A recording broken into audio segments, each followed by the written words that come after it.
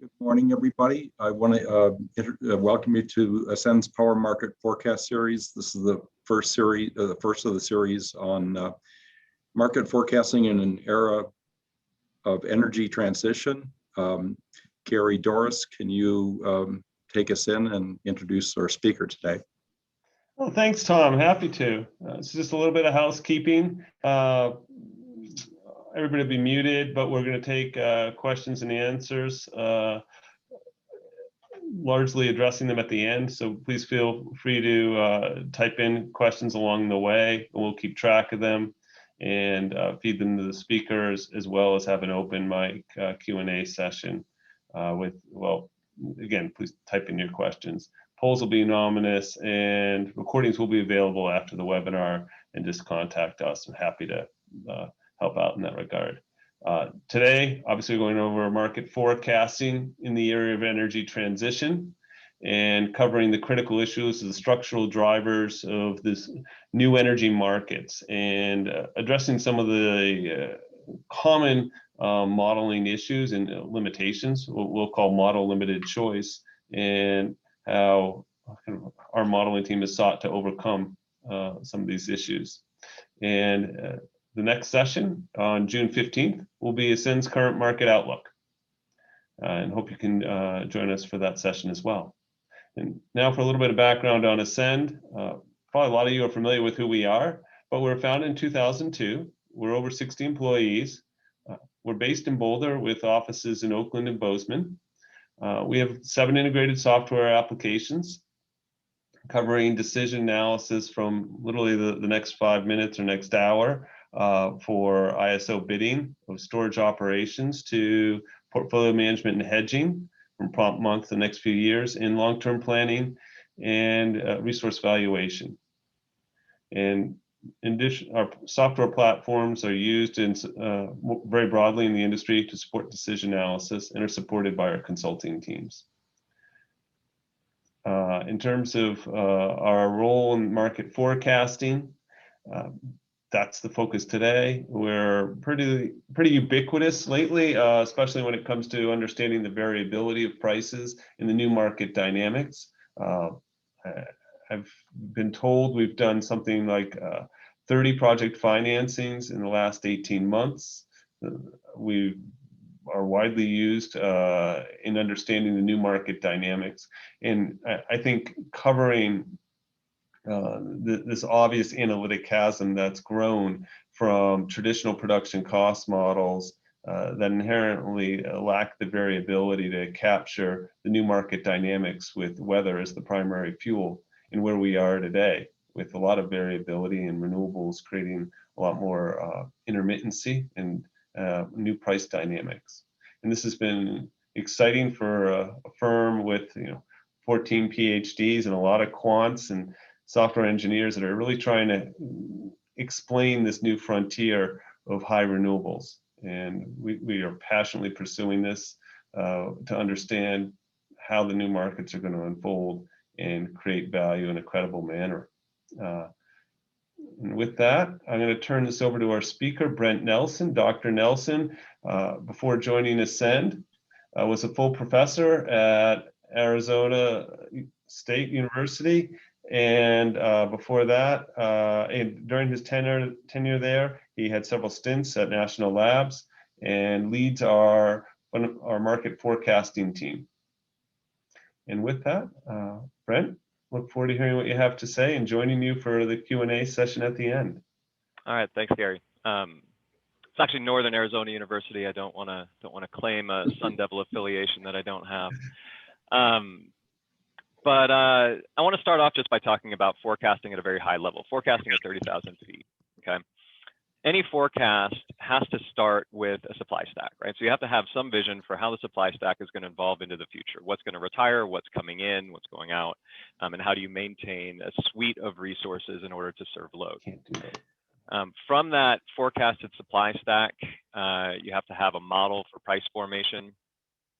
So how does that supply stack then get dispatched in order to result in market prices? That is going to lead you to a series of outputs. Typically, those are market forward simulated prices. Okay, so that's the high level. But the question is, as we go through an era of energy transition, how do these pieces change, and what are the critical drivers that we need to be accounting for kind of in each of these elements of a forecast? So that's what I want to walk through now. So I'll start off with the supply stack itself. So, as we think about an era of energy transition, we can't think about the supply stack without understanding the economics as a driving force. So if we look at PPA prices for solar and wind, they're approaching the variable costs of thermal generation. And that's important, because the argument against renewables used to be that renewables are unreliable. And so, if you are going to build renewables, you're also going to need to have thermal capacity so that that's available when the renewables aren't there. But once PPA prices or contracted renewable prices start to approach the variable costs of thermal, now it's cheaper to build thermal and build the renewables rather than build the thermal and run the thermal. And so that's a completely different economic paradigm. And so we have to understand that renewables are really the cheapest source of energy. And then anywhere we're looking at new energy being needed, almost certainly renewables are going to be the primary contributor, and declining capacity factors are going to be the story for thermals. So even where you're looking at thermals to provide capacity, they should be expected to operate at low capacity factors as more and more energy comes from renewables, which are increasingly being the lowest cost source of energy. So economics of renewables is criteria one when thinking about future supply stacks. But they're not the only one. As we look at policy, we see renewable and clean energy targets spreading across the country, becoming more and more aggressive. There's a handful of states that have already adopted 100% clean mandates in some form or another. There are several more that are likely to do so in the future. There's the potential for extensions for the investment tax credit and production tax credit. Even most traditional thermal utilities also have defined decarbonization goals. Duke has a decarbonization goal. Southern Company has a decarbonization goal. Excel has a decarbonization goal. So, it's not just policy, but even where we do see policy, we see policy tightening and getting more aggressive in most places across the country. But on top of that, it's not even just policy. In addition, there's stakeholder pressure on corporations, including utilities, to have more aggressive ESG goals. We see a lot of corporate off-taker demand. I think this map on the right really tells a pretty powerful story. So these are wind and solar projects with a corporate PPA agreement, right? And so you see, tons of wind in the Midwest with a corporate off-taker, solar in Texas, solar in Virginia, corporate off-take agreements, Utah, California. We see this acceleration of corporate offtake capacity. We see, this headline from January, corporate clean energy buying grew almost 20% in 2020 during COVID. We see increasing number of companies talking about 24/7 clean. So, even where there's not a policy mandate, even where there's not an economic argument for renewables, there's still going to be demand just from a corporate offtake standpoint. And so that has to be a critical part of how we think about future capacities and future supply stacks. That corporate demand is going to drive things that an economic model doesn't predict. So some things to think about. Question for you to consider: what percentage of S&P 500 companies will be procuring 100% clean energy by 2030? I would posit that it's going to be very close to 100%. I think ESG pressure, stakeholder pressure, activist shareholder pressure, workforce pressure are all going to be heavy, and these companies will almost entirely be procuring 100% clean energy by 2030. Going beyond just the major companies, what about publicly traded companies in general? I would guess that will be well over 50%. What percentage of private companies, so not even publicly traded, but private companies, how many of them are going to need to have 100% clean energy ESG policies in order to attract young workers? I think it's going to be a very high percentage. I think by 2030, the vast majority of people coming out of college are going to be demanding that their employers have, kind of clean energy and ESG targets that align to their values. And so that's going to be something that companies are going to have to respond to. And so again, even if it's not economic, even if it's not a policy mandate, I think there are other pressures, stakeholder pressures, that are going to cause much, much more renewable energy procurement than just policy or just economics would dictate. On top of that, there's the trend towards 24/7 clean energy. We see this today with the Facebooks and the Googles. How many more companies will be there by 2030? I think there's going to be a good number of them. And that's going to drive demand for storage as well. In addition to solar, wind, other, round the clock clean energy sources, potentially new hydro, potentially new geothermal. There's going to be a lot on the pull side to pull more renewables into the picture. Moving on away from the offtake demand, we can also look at the policy trajectory. We've got states with targets right now. Another question to pose: do you expect any states to loosen their clean energy targets or not meet their clean energy targets? I don't.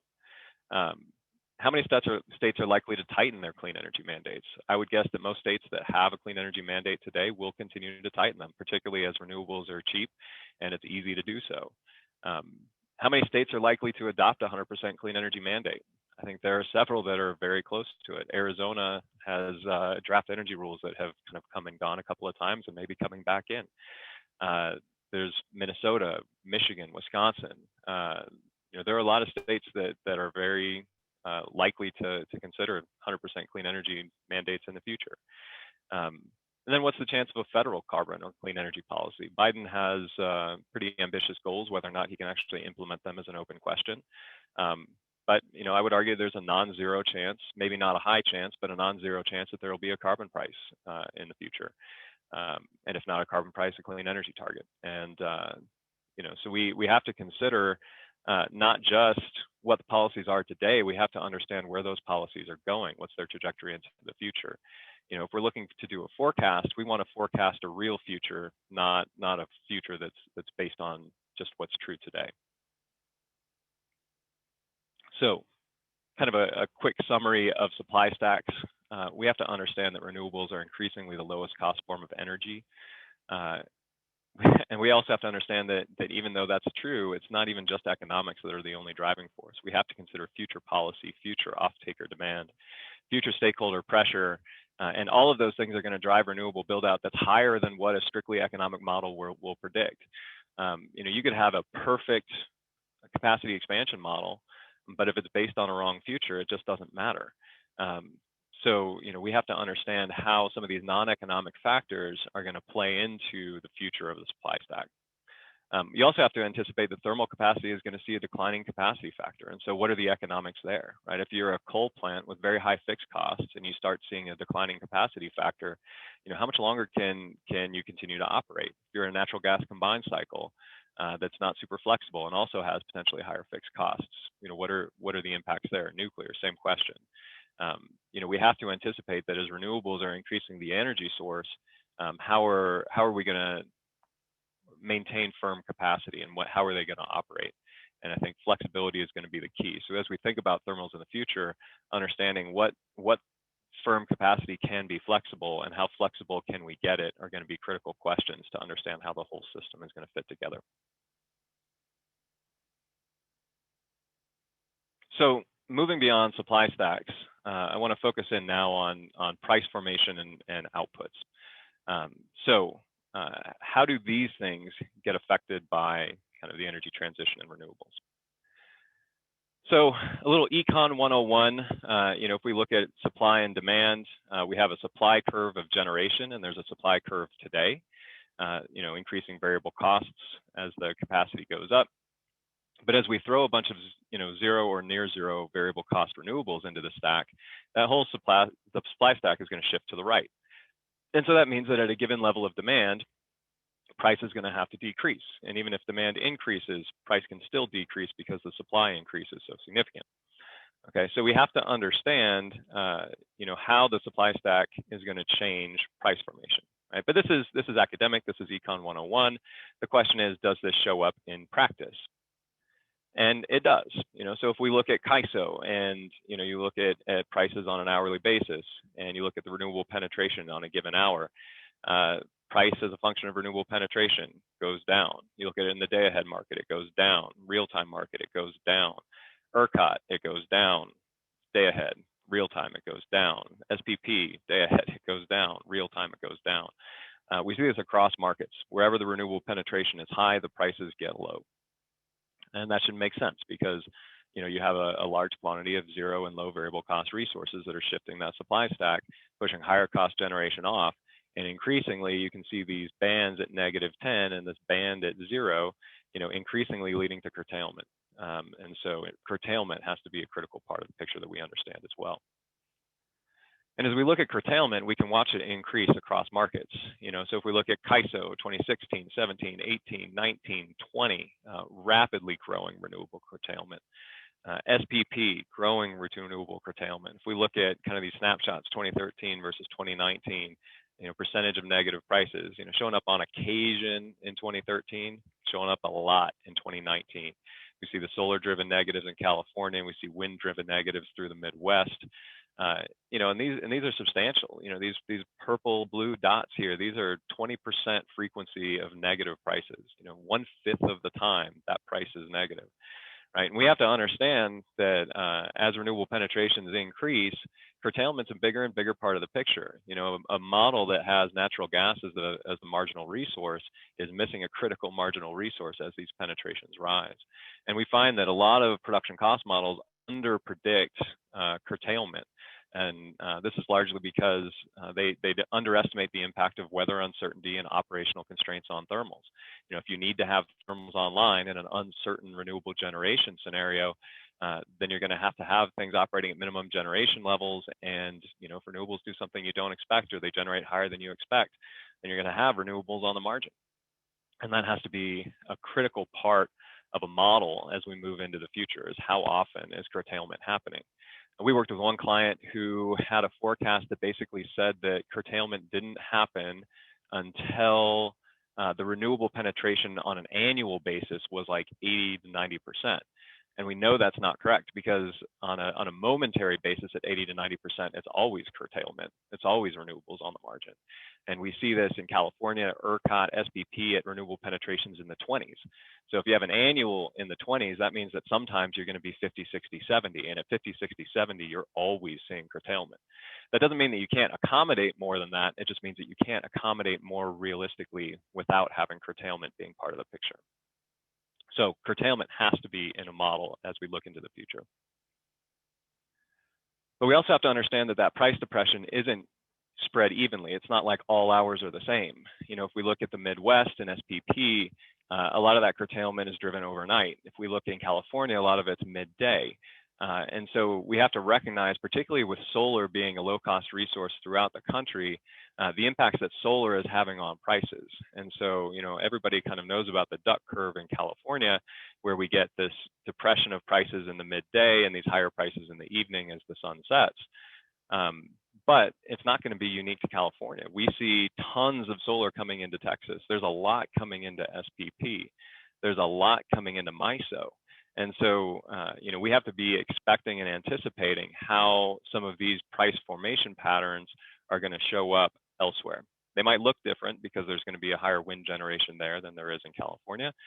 But some of those patterns with midday price suppression are going to need to be accounted for, and they're coming. But averages are only one piece of the picture. So, we can talk about price depression, we can talk about prices coming down, but as we look at renewables coming in, it's not just about prices going down. At the same time, volatility goes up. So you have uncertain generation, sun goes up, a cloud passes, the wind gusts, and so that volatility in the supply is going to lead to volatility in price. And volatility is important. And the reason volatility is important, I'm going to use this little tale of two extremes to illustrate. So imagine two different price strips, right? So one price is basically high for 3 hours and then low for 21 hours. The other price is completely flat. So extremes between smooth and volatile. They both have the same average, and it's $25 per megawatt hour.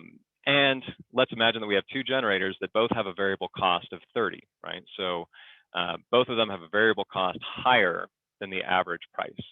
But imagine that one of those generators is flexible and can turn on and off in an instant, ramp all the way up and down in an instant. And the other is inflexible. It either has to be on or off with nothing in between, okay? So if those prices are smooth, neither one can make money.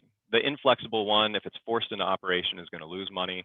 If it's off, it's going to be, getting nothing. The flexible one, if it's off, it gets nothing. But if those prices are volatile, suddenly there's a big difference between the two resources. An inflexible resource is going to be forced to lose money if it's on. and if it stays off, it gets nothing. But a flexible resource, if it can follow that price curve, can actually generate a lot of revenue. And so what that means is that we have to understand price volatility, because price volatility makes a big difference for which kind of resources will do well in your system. Flexible resources do well with volatile prices. So if renewables are driving increasing volatility, then we have to understand how that increasing volatility impacts what kind of resources we need in our supply stack. Okay, so volatility needs to be critically thought about and understood. And we can watch volatility increase with renewable generation. So we can see it in ERCOT. 2019 was a little bit of a funny year because of summer scarcity, but we saw growing volatility even before that. California, we see growing volatility aside from a couple weird years. If we look at real-time volatility across markets, we can see that California was increasing until 2019 was a little bit of a weird year because there was a kind of abnormally low load, and then 2020 was a COVID year, which led to low volatility kind of across markets. ERCOT was growing until COVID, SPP growing until COVID. So we see this volatility rise everywhere. And so, storage can help, but where we even look at storage coming out, it's not nearly enough to catch up to the amount of renewables that we see coming into the systems. Even in California, where almost all new solar is going to have storage along for the ride, that storage is typically around 50% of the solar capacity. So that means, at a minimum, you're adding half of the solar capacity into the system that's not going to be accounted for with storage.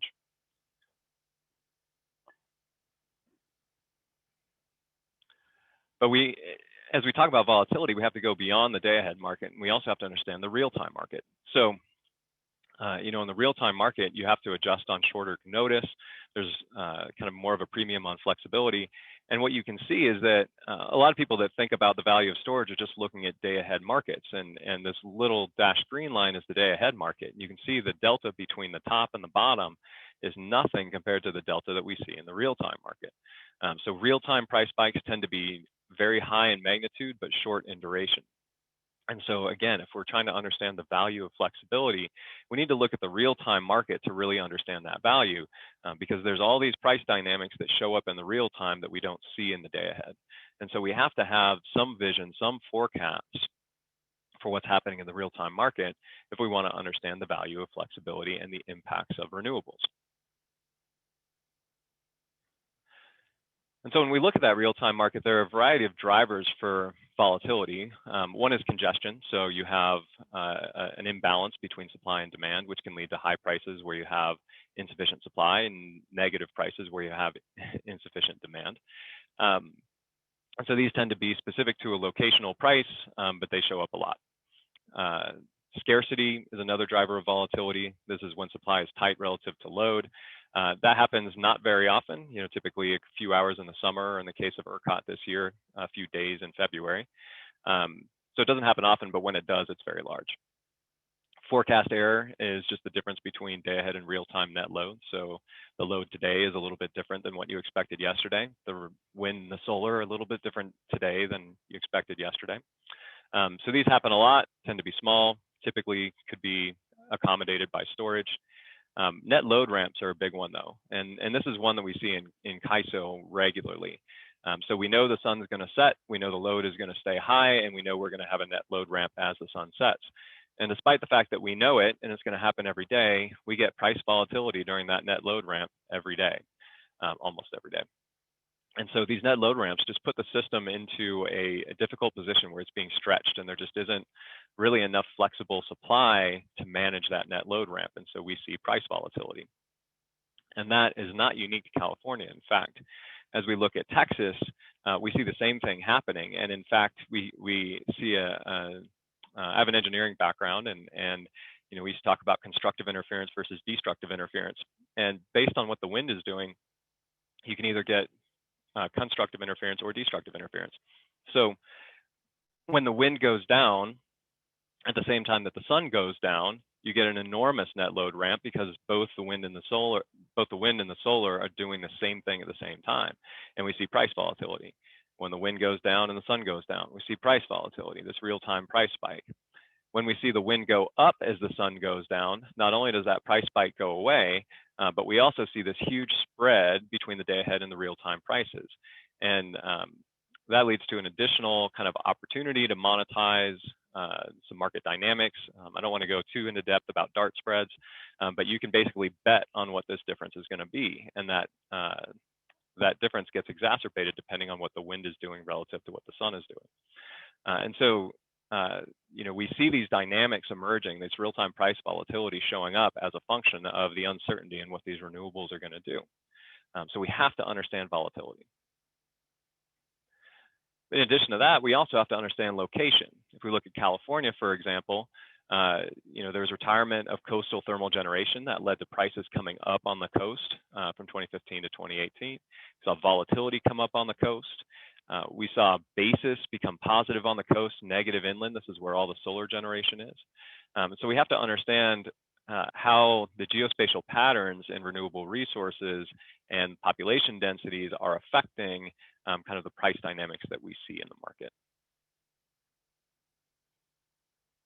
And there's an important distinction here because there's what's true today and what'll be true in the future. So this graph on the left, this is volatility in California, real-time volatility. Okay. Graph on the right is day-ahead basis. And so what we see is that there are some places in California that are extremely volatile. And if you're trying to cite, you know, say a storage project, you want volatility because storage generates value off of that up-down movement in price. And so there are some places that are very volatile. This area southwest of Fresno is very volatile. This area around San Diego is very volatile. This area around Palm Springs is very volatile. The question is, while those are volatile today, do we expect them to be volatile into the future? And the answer is not the same depending on where we look. If we look at, you know, the area around Fresno, around Palm Springs, these are pretty low population density areas. There's a lot of open land. It's pretty easy to put in storage there. And if you put in storage, there's not a lot of load to compete with, and that storage can have a big impact on price volatility. And so negative basis is usually indicative of where you have not a lot of load and an oversupply of generation, which is typically where you have a lot of open land. And so these are places where we don't expect that volatility to last. As we look at San Diego, where we have high population densities, that's where that volatility has a much stronger persistence and likelihood to stay. And so we have to think about what are those geospatial dynamics, patterns that underlie the price dynamics we see today and the price dynamics that we expect moving forward into the future. So kind of coming back to this high level picture of forecasting, as we look at the supply stack, we have to understand policy, we have to understand off-taker demand, we have to understand stakeholder pressure. An economic model is critical, but an economic model alone is not necessarily indicative of what we expect the supply stack to be. In our price formation model, we have to make sure that prices are reflecting the depression that we expect from renewable penetrations. We have to make sure the curtailment is in there. We have to understand how renewable intermittency affects volatility and price dynamics. We have to understand how the transient constraints of thermal generation are going to lead to curtailment and volatility. And we have to understand these geospatial patterns in how these price dynamics are going to manifest throughout a given space. When we look at outputs, we have to go beyond forwards. It's not just about what's your 8760 price strip. We have to make sure that we're thinking about volatility. Volatility can't be an accidental output from a model. It needs to be something that's thought about intentionally. We have to be thinking about price shapes because an average price doesn't mean anything to a solar generation project that has a very specific generation shape. So you have to understand how that generation shape is going to match to your price shapes. We also have to understand sub-hourly price dynamics, particularly as we get into high renewable systems. We see a lot of volatility in that real-time market. And so the value that you can generate from storage, which is indicative of the value it provides to the system, really needs to be aligned to what we see in that real-time market. So we have to understand that as well. So that's kind of a setup of what are the critical issues and drivers in forecasting during an age of energy transition. What I want to pivot to now is talking about our forecasting philosophy. So how do we go about forecasting kind of in this era of energy transition? So our first step and our first argument is to not argue with markets. To the extent that supply stacks are known in the near term, to the extent that prices are knowable in the near term, our argument is that that is already reflected in the market forwards. So if you have a forecast that thinks that the forward market is wrong, then you should either go invest immediately and either bet against or for that market, or you need to get a new forecast. So if you trust that forecast, then you should take advantage of the fact that the market is wrong. And if you don't trust that forecast, then you should get a new forecast. Our forecasts all begin with market forwards, because our argument is that to the extent that the near-term future is knowable, it's already reflected in those forwards. Step two is that we don't argue with long-run equilibrium. So long-run equilibrium, economic equilibrium, is a core part of our forecast. So, the idea that an out-of-market profit opportunity can continue indefinitely is not something that we support. We look at what are the economics of different resources in different markets, and we ensure that all of our forecasts don't operate on the assumption that people won't see out-of-market profits. So, if there is an opportunity, then an investment will come in. If there is, something is not economic, that'll deter investment. So long-run equilibrium is a core part of our forecasts.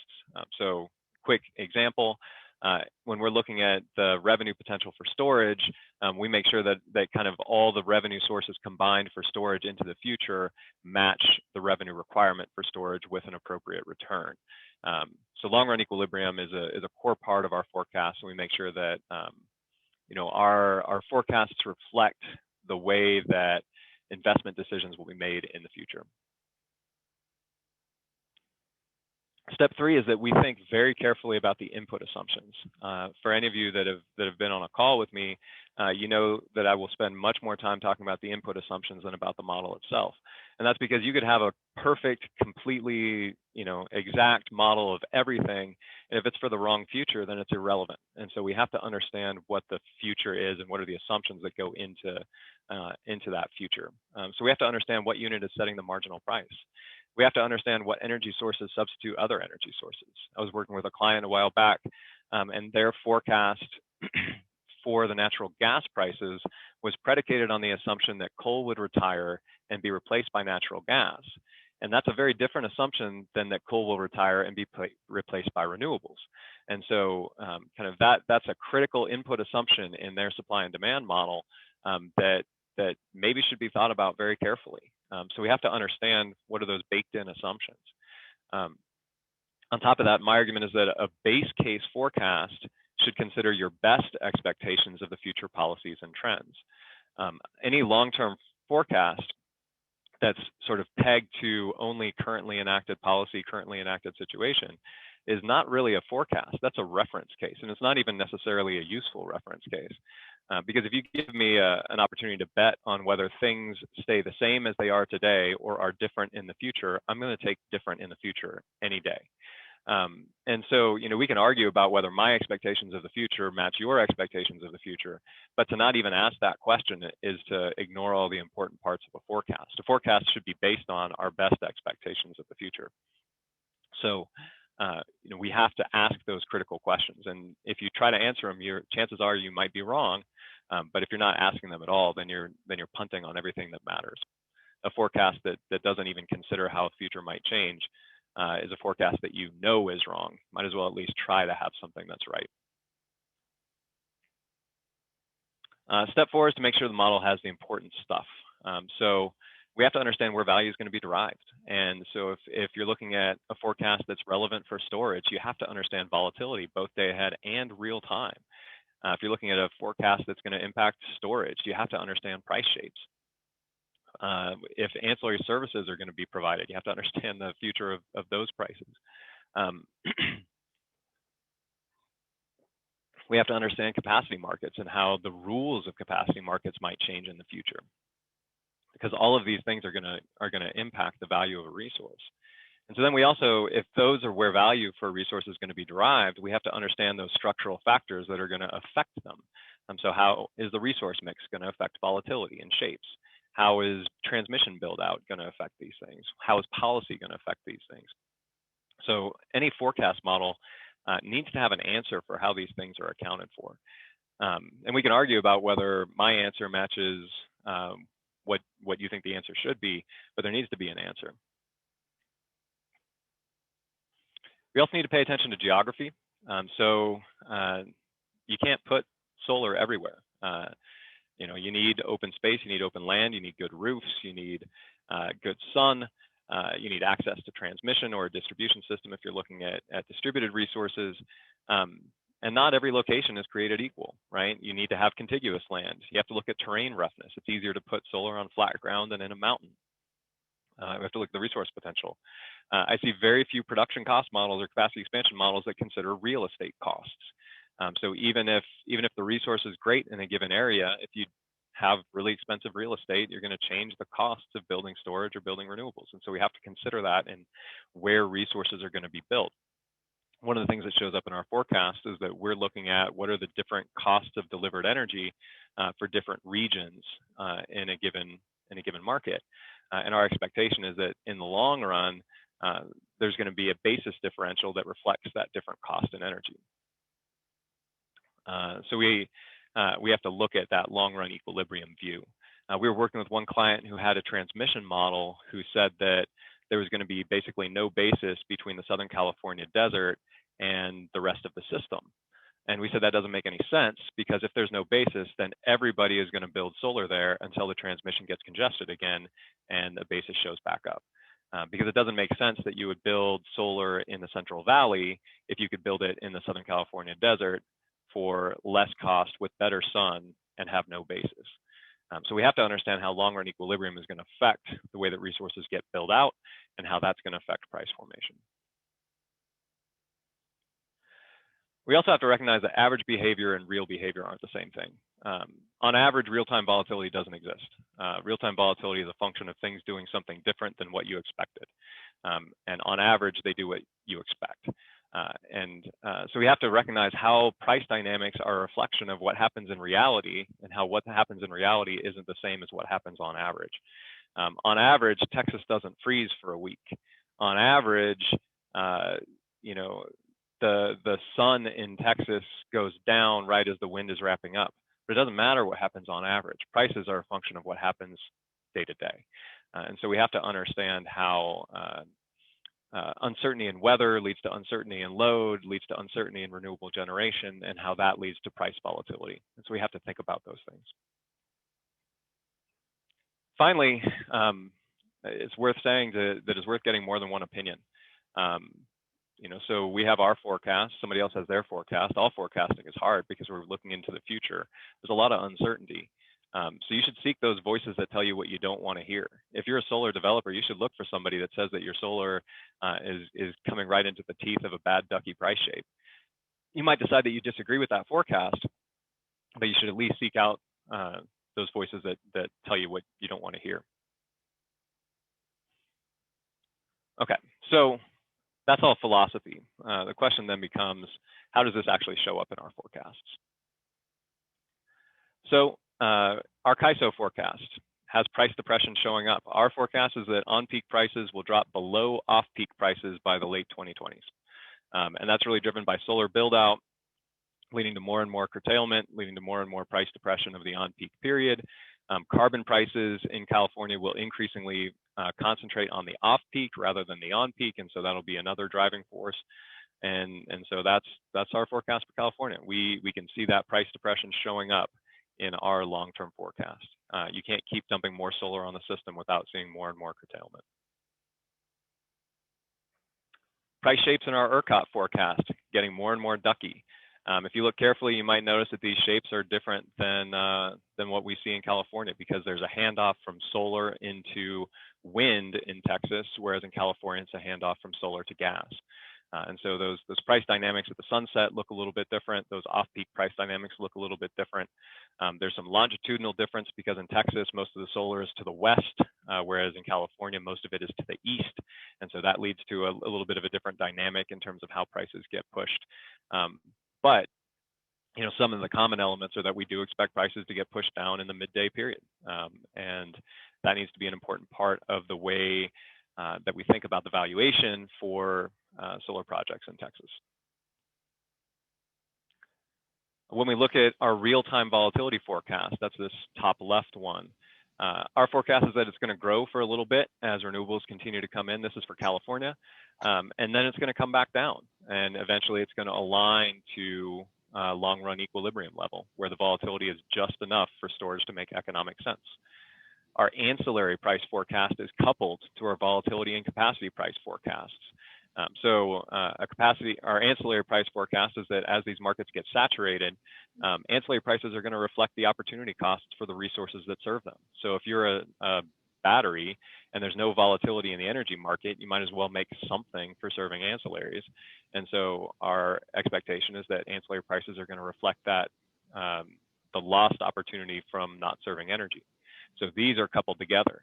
And both of these are coupled together with the energy and the capacity price, because as we look at equilibrium for a storage resource is going to be combined between what it can get in the capacity market and what it can earn in serving energy.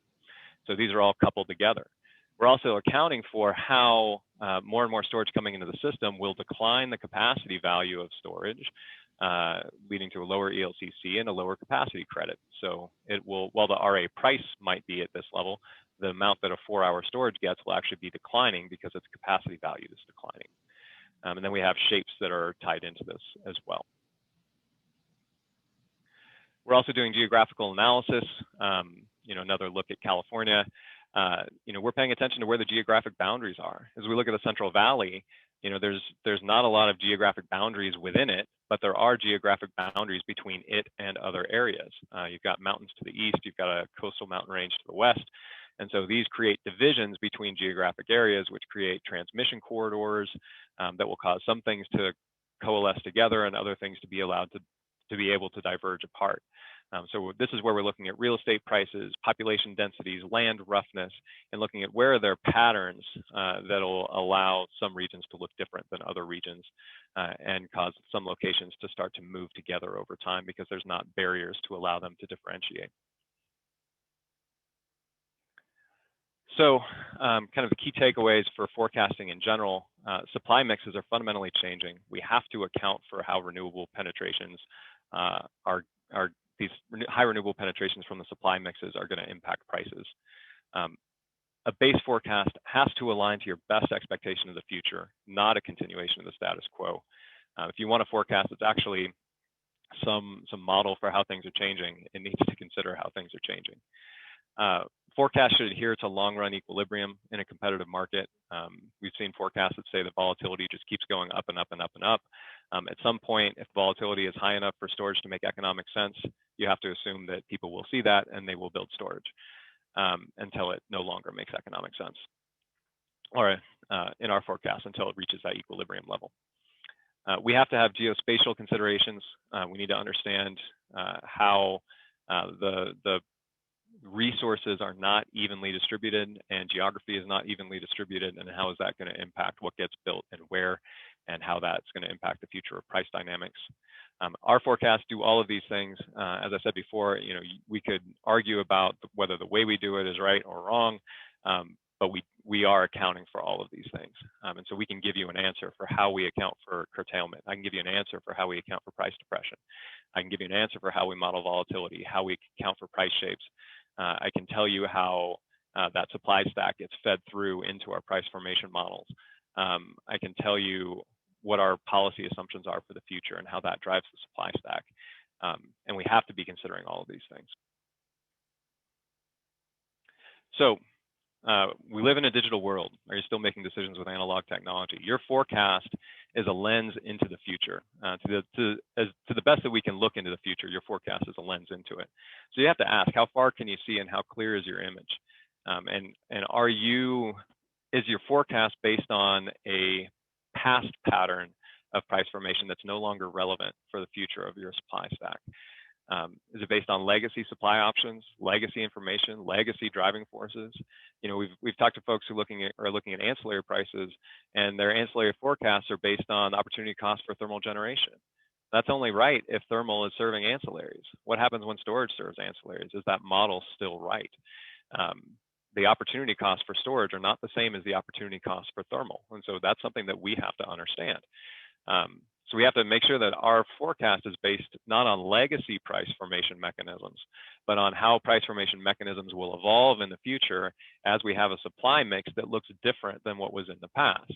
A thermal heavy supply mix has a set of resources operating in a way that's not the same, fundamentally not the same as a supply mix in the future with a lot of renewables and storage. And so we have to make sure that our price models are reflective of how those supply stacks are changing. So legacy models lead to legacy decisions.